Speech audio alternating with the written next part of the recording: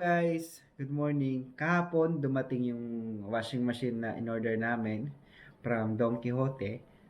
So nakamura kami sa pagkakabili doon at last napalitan na namin yung lumang washing machine.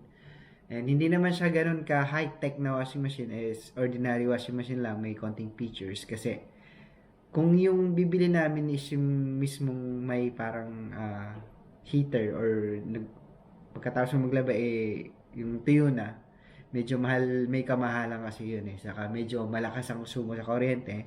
So mas pinili na namin yung standard, parang standard model na rin kasi na pagkatapos mong laban sa washing machine, isasampay mo siya. So yun yung nakuha naming model. So ngayon papakita ko kung paano namin i-unbox at install yung nabili naming washing machine kasi dito sa Japan yung pagdi-deliver kasi may bayad din yun. Yung pagkuha ng lumang washing machine, may bayad din yun kasi wala na yun, hindi mo na kailangan, tatapon mo na yun. Tapos yung pag-i-install is may bayad din yun. So kami na lang ang kumuha para ma-less yung expenses dun sa binayaran namin. So huwag na natin patagalin. Tara!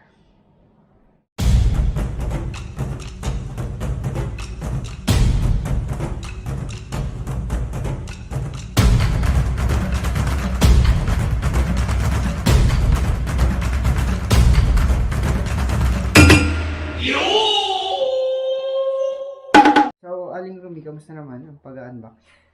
So, ngayon, start na naman. Ayan, ayaw kasi magbayad ng 3,000 yen. So, tayo ang maglalabas sa kahon. So, mahal din kasi, no, pag na-plus. Pati yung lumang washing machine namin, yung pagkuha nun, is may bayad din yun. I think, 4,000 yen mahigit. So, bali, lahat-lahat ang binayaran namin is mabot ng 7 lapad mahigit, 70,000 yen. Kasama na din yung recycle, saka yung delivery. Tapos yan nga, at hindi namin sinama yung pag-setup, kami mag-setup. So, naka-minus kami ng 3,000 yen. So, yan, hindi kasya. Paano nga natin ito may lalabas? Yan. May styrofoam siya sa ibabaw. Okay, tanggalin niya.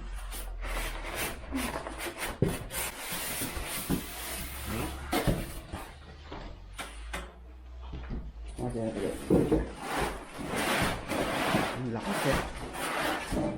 Buti na lang malaki ang aming game pan. Yan.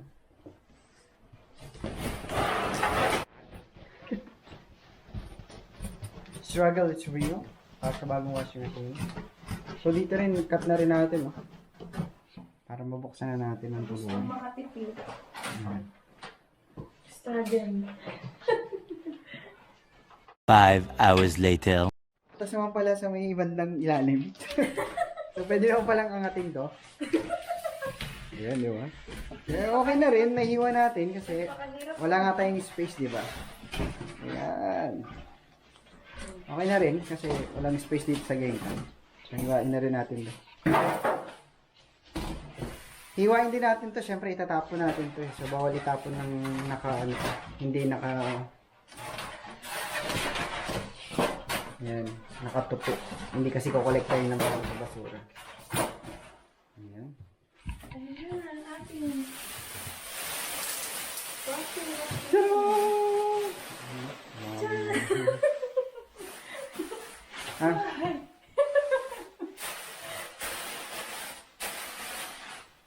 Bali, ano siya? malaki 10.0? 10 kilogram.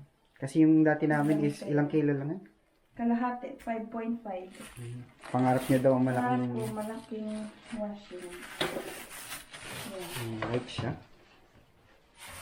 Wow. Ano yung nasa loob? Malaki na. Ano yan? Styro. Styro.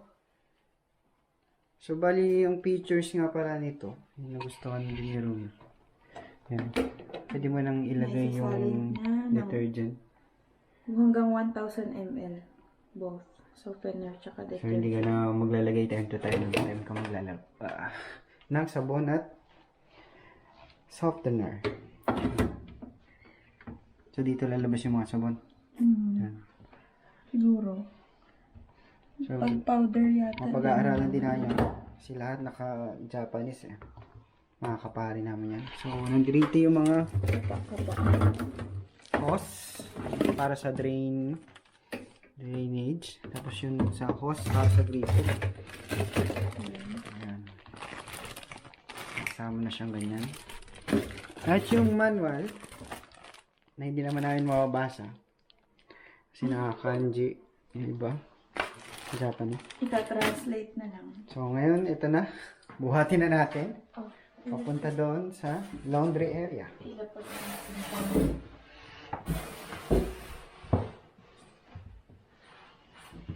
Yan, para hindi malaking bagay rin to.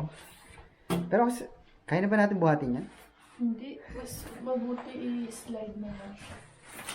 So, yan, ito nabili namin sa home center. Yan, nung naglipat kami. Yan, malaking tulong to. Para hindi magasgas yung sahig, yung flooring. Ayun pa. Hirap magbuhat. Ayun ba?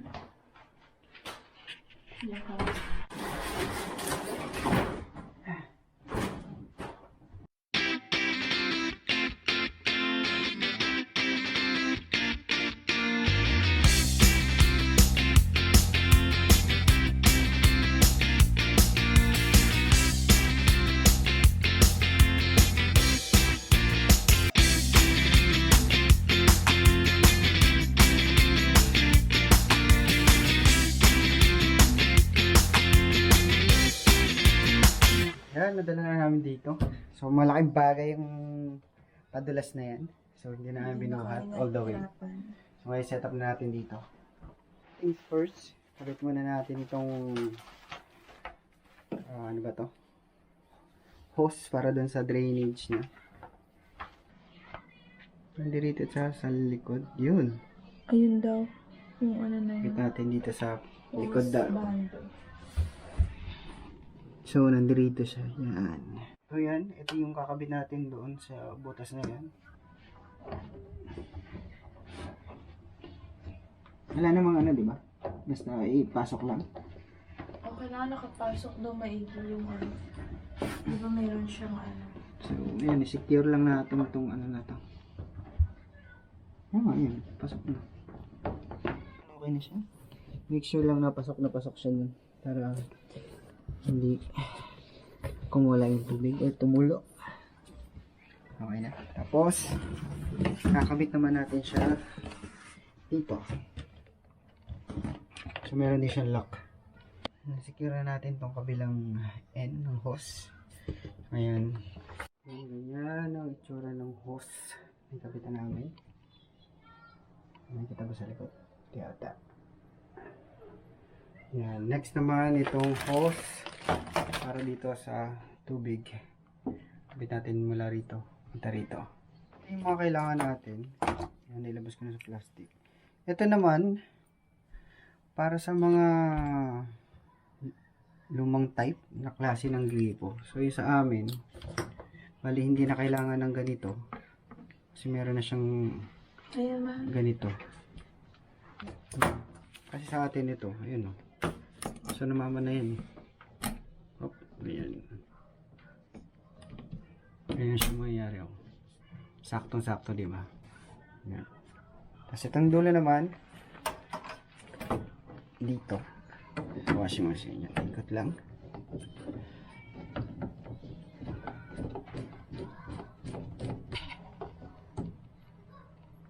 Okay. So, ito secure na rin. So, ganyan mga itsura niya. Tapos, yung saksakan, bali merong ano dito eh. Yung ground. Kakabit natin. Ito. Ito. Yan. Kakabit natin dito. Okay. Para sa ground to eh. So, yan. Nakabit na natin yung ground. Tapos, naisaksak na natin. So, ngayon, i-on na natin yung tubig. Tingnan natin baka may tumulo. Ayan, so yan. Okay naman. Walang tulo. So mamaya malalaman natin yan sa drain. So ngayon magsasalang ka na ng labahin. Try natin i-on. Yung sabon na ginagamit namin, Attack. Baka naman. Ito pala. So 1.6 siya. So yung mailalagay dito, yung isang ganito, 1,000. hanggang 1,000 ml. So hindi mo na siya kailangan na lalagyan. So kahit ganito na lang yung bilhin mo dahil may sasali mo na siya ng Dito, di ba? Oh, detergent. Ay, wala na yata. Yan, pakita lang natin. Pero hanggang 1,000 ml lang kasya dyan, yung isang ganito na regular. Ito kasi ano siya, 1.6. Okay. Yung softener na ginagamit namin. Mura na. Mura na, mabango pa. Mabango pa. Lenore, baka naman. Ilang ml ba ang ano natin ito? So, ganun din, I think, 1,000 ml. din eh. 1,800 ml siya. Okay. Tak-tak natin. Sayang. Tingnan, kita ba? Hindi. Madilim. Madilim. Madilim siya sa camera pero kita siya. So, kaya magsasalang na ng labahin si Aling Rumi sa kanyang bagong washing machine.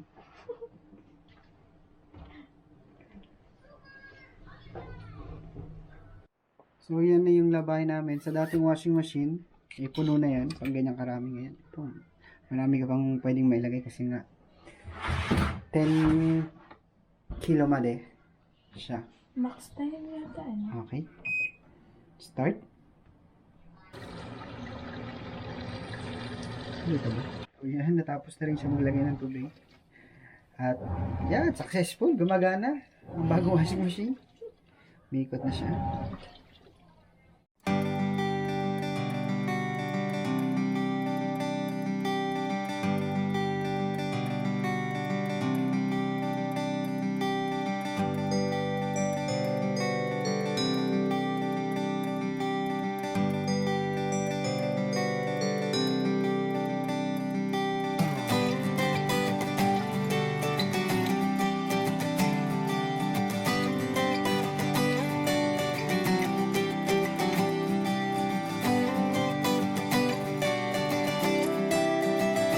So, natapos na yung pag-setup saka unboxing ng aming bagong washing machine. Ngayon naman, it's time to magligpit ng mga basura. Bali, pag gusto nyo makatipid sa pag-setup, yung walang bayad na 3,000. So, yun, kaya tatanggal sa kahon at mag-install. Pero kung ayaw nyo naman ng kayo ang mag-setup, so yun, magbabayad lang naman kayo ng plus 3,000 yen para sa setup and syempre magliligpit na ng basura. So I see you again in the next video and I hope magkita-kita ulit tayo. Bye!